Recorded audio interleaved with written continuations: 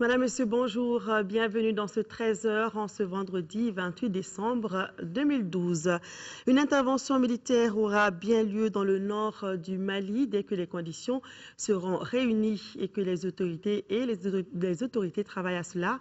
Ces propos ont été tenus par le Premier ministre Django Sissoko lors de la rencontre qu'il a eue avec les présidents Alassane Ouattara de la Côte d'Ivoire et Yayi Boni du Bénin. Le Premier ministre a également saisi cette occasion pour réitérer le soutien des chefs d'État au Mali, nos envoyés spéciaux à Abidjan et à Cotonou, Aboubacar Traoré et Amadou Sankaré. Ce soir à Abidjan avec le président Alassane Dramane Ouattara ou à Cotonou avec le président Yayi Boni, le message dont le Premier ministre était porteur n'a pas changé. Il s'agissait de saluer les chefs d'État pour les efforts qu'ils déploient pour la recherche des solutions à la crise que connaît le Mali, mais surtout réitérer davantage leur appui à ce processus. À la question de savoir à quand une intervention militaire et la tenue d'élections au Mali, le Premier ministre répond. On peut faire confiance en cette intervention. Elle aura lieu dès que les conditions seront réunies, mais nous ferons en sorte que ces conditions soient réunies le plus rapidement possible.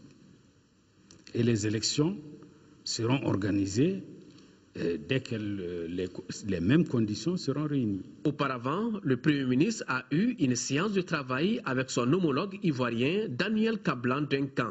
Ici, Maliens et Ivoiriens ont passé en revue l'état de coopération entre les deux pays. C'est ainsi qu'il a été question en matière d'électricité de l'interconnexion entre le Mali et la Côte d'Ivoire, un projet bien avancé, de la relance des activités d'Air Ivoire dans notre pays. Les deux parties ont également souhaité la tenue des travaux de la commission mixte courant premier trimestre de l'année 2013. À Cotonou, Django Sissoko a eu également un tête-à-tête avec le médiateur de la République du Bénin, Albert Tchéoudjiré.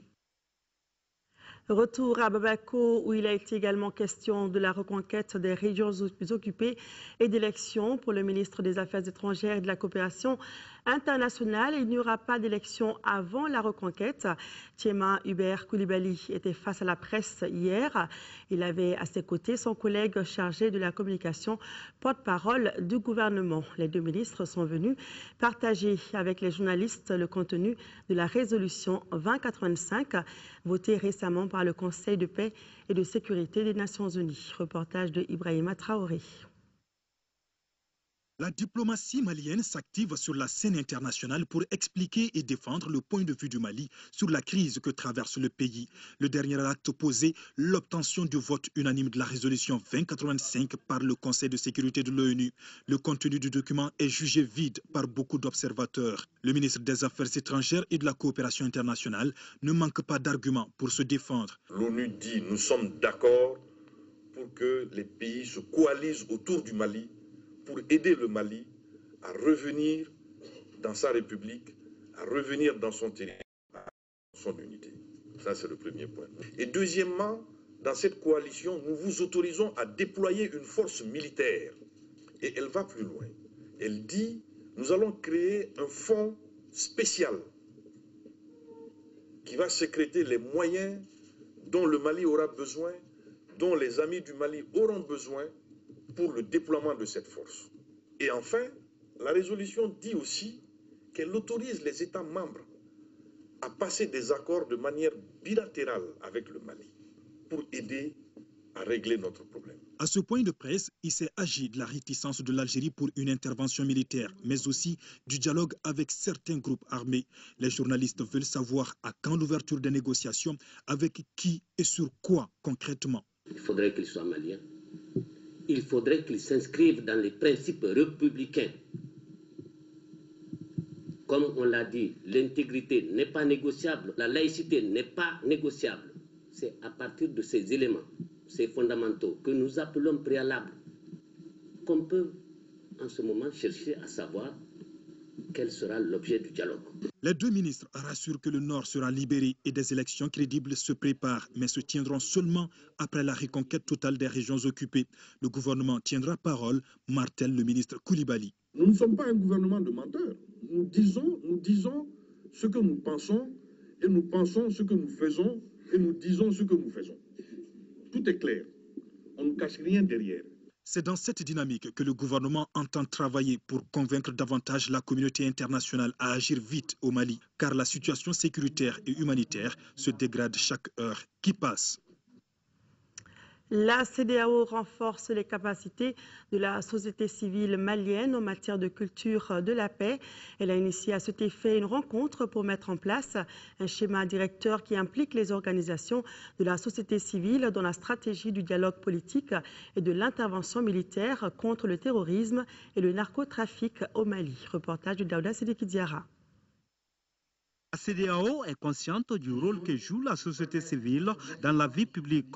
Fort de ce constat, cette organisation sous-régionale a décidé de rencontrer les forces vives afin de mieux situer leur rôle et leur place dans la dynamique de sortie de crise. Cette rencontre vise tout simplement à faire une évaluation de la transition telle qu'elle s'est passée jusqu'ici. Quels sont les points forts, quels sont les points faibles, qu'est-ce que la société civile aurait dû faire et n'a pas fait. Qu'est-ce qu'elle devrait faire pour que le reste de la transition se passe normalement? Et dans le cadre du dialogue politique, quels sont les aménagements à mettre en place? Et puis, en cas d'intervention précisément, sur quoi nous pouvons nous baser pour que la société civile nous serve de partenaire incontournable de la gestion des conséquences collatérales qui pourraient en découler. Le ministre des Maliens de l'extérieur et de l'intégration africaine a invité les forces vives à profiter de ces échanges pour prospecter les pistes d'un dialogue politique inclusif.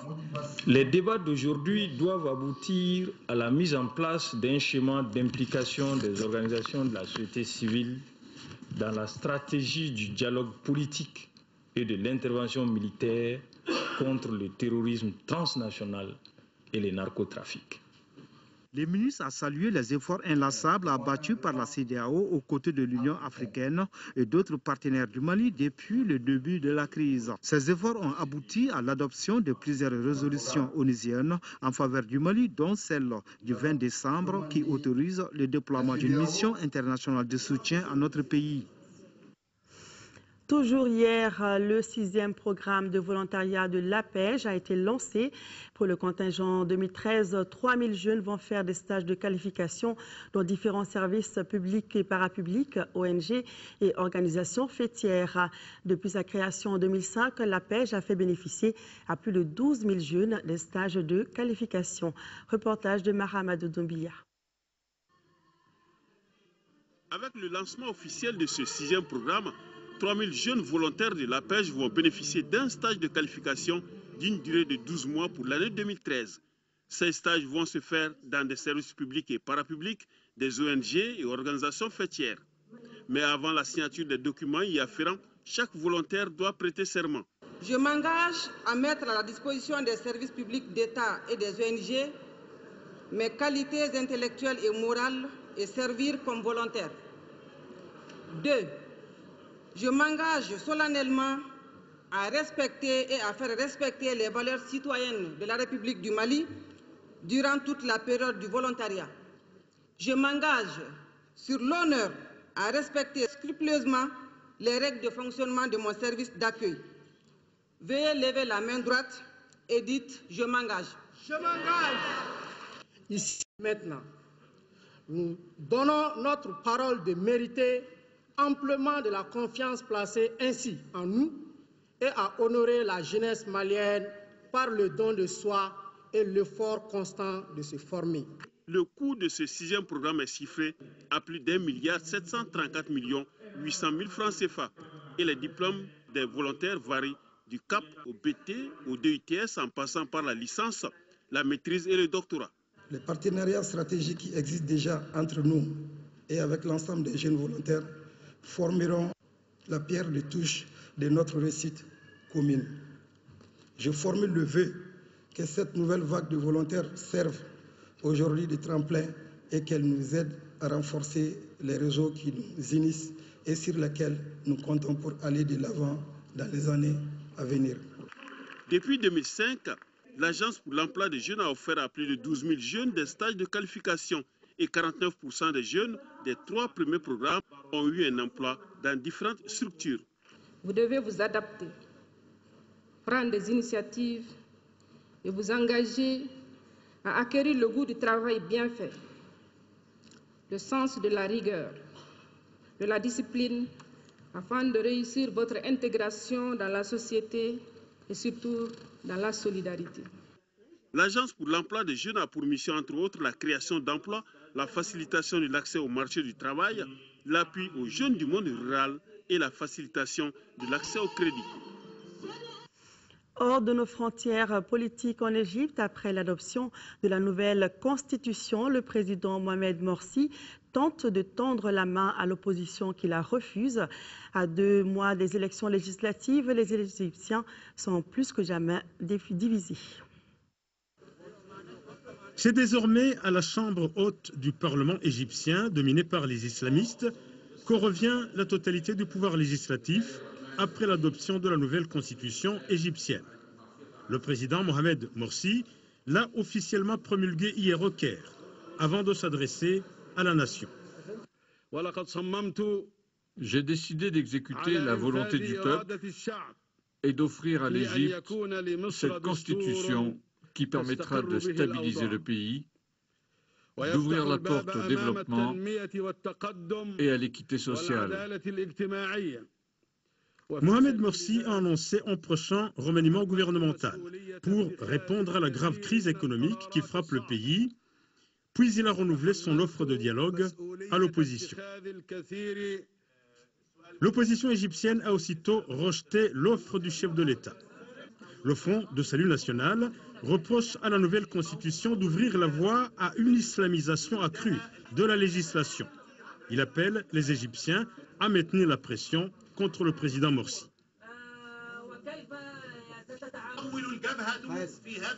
Le Front de Salut National invite les Égyptiens attachés à la révolution à protester énergiquement à l'occasion du 2e anniversaire de la Révolution et à se rassembler place Tahrir le 25 janvier prochain. Les Égyptiens restent plus que jamais divisés à 2 mois des élections législatives prévues en février 2013. Les tensions politiques se doublent d'une grave crise économique marquée par une forte baisse des recettes du tourisme et un effondrement des investissements étrangers. La bourse égyptienne a perdu 2 milliards de livres égyptiennes depuis l'annonce des résultats du référendum. Un tour dans le monde en bref avec 4 sujets, parmi lesquels l'état de santé de l'ancien président américain George Bush père. Et tout de suite, direction la Russie, où les députés viennent d'adopter la résolution qui interdit l'adoption d'enfants russes par les citoyens américains. Les Américains interdits d'adoption en Russie. Les 143 sénateurs russes ont approuvé à l'unanimité le projet de loi, malgré les critiques de certains ministres et de défenseurs des droits de l'homme. Une loi en forme de représailles contre Washington et sa liste Magnitsky qui sanctionne des responsables russes impliqués dans des violations des droits de l'homme. Première conséquence de cette loi, 46 enfants russes qui devaient être adoptés par des familles américaines resteront en Russie. George Bush père en soins intensifs, âgé de 88 ans, l'ancien président américain qui souffre d'une bronchite est hospitalisé depuis plus d'1 mois. Ses dernières journées de santé s'est détériorée. George Bush père a gouverné les États-Unis entre 1989 et 1993. Son unique mandat est marqué par la première guerre du Golfe contre l'Irak. Il avait envoyé des troupes américaines chasser du Koweït les troupes de Saddam Hussein.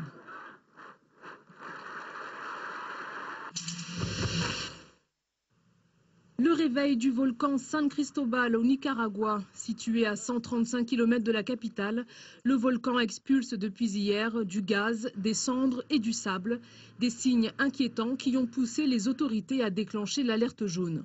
Une évacuation préventive de 300 familles a également été décidée, mais beaucoup d'habitants refusent toujours de quitter leur exploitation.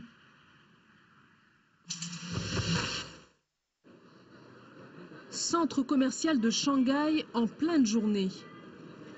L'image est impressionnante. L'explosion d'un aquarium géant sous les yeux ébahis des visiteurs. En cause, le matériel trop vétuste. L'accident a fait 16 blessés légers et causé des dégâts matériels. Les pensionnaires de l'aquarium, eux, ont eu moins de chance. 3 requins et une douzaine de tortues n'ont pas survécu. Retour sur le continent, nous allons à Gorée où les guides touristiques se plaignent d'une baisse d'activité. Pour mieux comprendre le problème, allons tout de suite en Gorée, au large de Dakar, au Sénégal. Chaque jour, des centaines de personnes débarquent en chaloupe à Gorée. Des touristes, des visiteurs nationaux venus à la découverte de l'île. Dès qu'ils mettent pied à terre sur l'île située au large de Dakar, ils sont pris d'assaut par des guides. Des guides pas forcément professionnels, mais officiels, car reconnus comme tels par les autorités de l'île. Ils font visiter Gorée contre quelques billets négociés avec Bagou. Et les affaires marchent car l'île, symbole de la traite négrière, attire des chercheurs, des curieux qui veulent en peu de temps repérer, se faire une idée de la pratique du commerce triangulaire. Pape Abdoulaye Gueye est l'un de ces guides. À 53 ans, il est marié et père de famille. Il est né à Gorée, il y a grandi. Ce bout de terre de moins d'1 km² n'a aucun secret pour lui.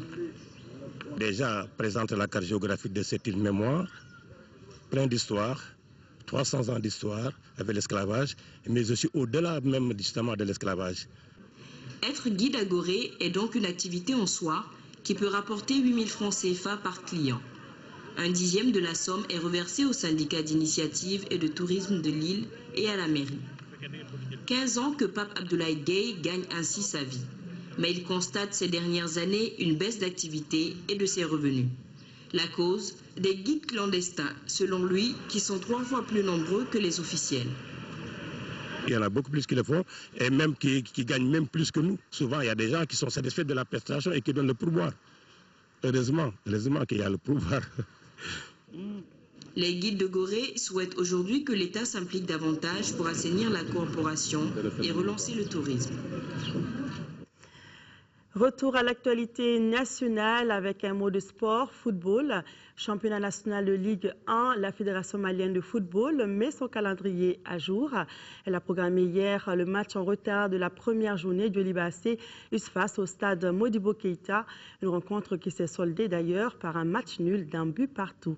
Siragatou Sissi. L'Union sportive des forces armées et de sécurité du Mali, USFAS, au relais de son sacre continental en camp foot à Abidjan, Côte d'Ivoire, effectue donc sa toute première apparition en Ligue 1. L'USFAS, promu d'ailleurs cette saison dans l'élite, après avoir purgé un an en deuxième division, était attendu au tournant face au Djoliba AC, le champion sortant. Cette affiche est au compte de la première journée en retard. Une rivalité légendaire existe entre ces deux formations. C'est pourquoi la bataille est d'une densité féroce. Le Djoliba a pris l'USFAS à la gorge, comme en atteste le but de Nikon Daou à la 12e minute sur un corner bien travaillé par le capitaine Issa Traoré. Au deuxième acte de jeu, les USFASiens subissent. Nikon Daou, coup sur coup, aux 54e minute et 55e minute, manque l'immanquable. L'USFAS, au prix d'une débauche d'énergie, égalise à la 82e minute par Adama Traoré. Le meilleur buteur de la Camp Foot se joue la défense djolibiste pour tromper le gardien Cheikh Abdoul Kadri Si, désormais numéro 1, suite au départ d'Ali Yirango à Marseille. Score final, un but partout. D'abord, c'est une déception parce que si vous avez vu la première mi-temps qu'on a fournie, je pense que c'est un match qu'on pouvait quand même gagner. Ils n'ont pas eu pratiquement d'occasion. Nous, en deuxième mi-temps, on n'a pas quand même encore profité de nos occasions parce qu'on a eu pas mal d'occasions. Le système que je leur ai donné en première mi-temps, réellement, ils ont un peu failli à ça. Quand on accepte quand même de jouer derrière, donc subitement, tu es dominé. Donc à la mi-temps, c'est ce que je leur ai dit. J'ai dit que le Djoliba est un grand club. Donc quand tu acceptes quand même de jouer derrière, tu vas subir le match. Le Djoliba AC et l'USFAS se sont loupés, comme lors de la saison 2010-2011. Voilà, cette page sport met fin à cette édition. Merci de l'avoir suivi. Je vous retrouve demain à 13h. Ce soir, vous serez avec Aïssata Ibrahim Maïga. Merci de votre fidélité et merci de rester de cœur et d'action avec nos compatriotes des régions du Nord vivant sous occupation. Nous ne les oublions pas. Bonne suite de programme à tous sur l'ORTM.